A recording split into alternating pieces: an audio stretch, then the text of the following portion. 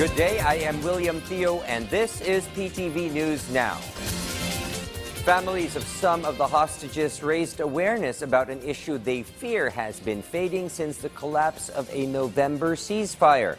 Officials say Hamas is still holding over 100 Israelis who were taken hostage at the start of the war in Gaza on October 7. VOA's Natasha Moscovaya has the report.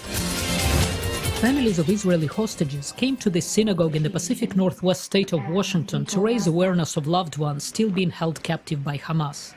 16-year-old Harel Sharabi traveled without her father, who is in Israel mourning his brother Yossi Sharabi, killed in captivity. She's hoping her other uncle Eli, also hostage, survives. Our mission isn't done yet. We have to bring Eli home and Yossi's corpse home so we can have something to bury. We didn't even have a funeral because there's nothing to bury. Romy Cohen's twin brother, Nimrod Cohen, was also abducted. She fears people are starting to forget about those who were taken in the October 7 attack. People don't talk enough about the hostages. Some even forgot. I mean, it's been 3.5 months now, and for some people it's like old news, and we feel it every day, every second. She and her father, Yehuda Cohen, say outside of Israel, hostage families have seen both hatred and support, but not enough action. Our government is more focused on fighting, which, as we see, and after 107 days, it's not bringing us any of our beloved ones back alive.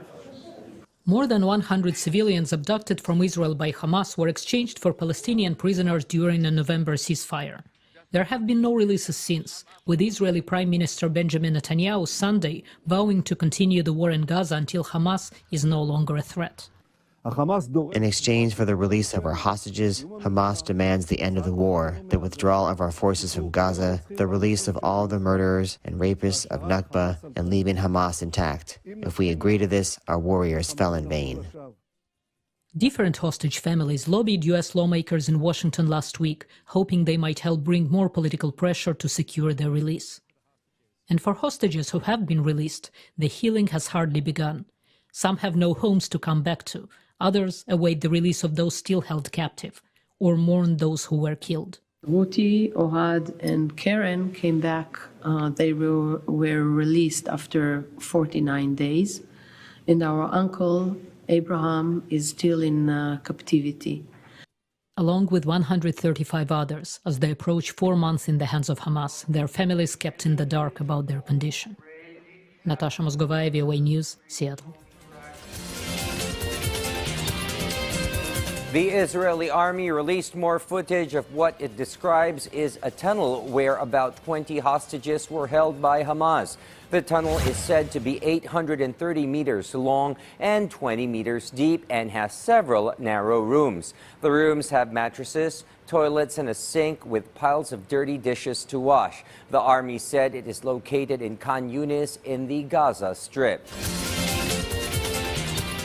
This is William Theo. Stay informed, get ahead, get the news right here.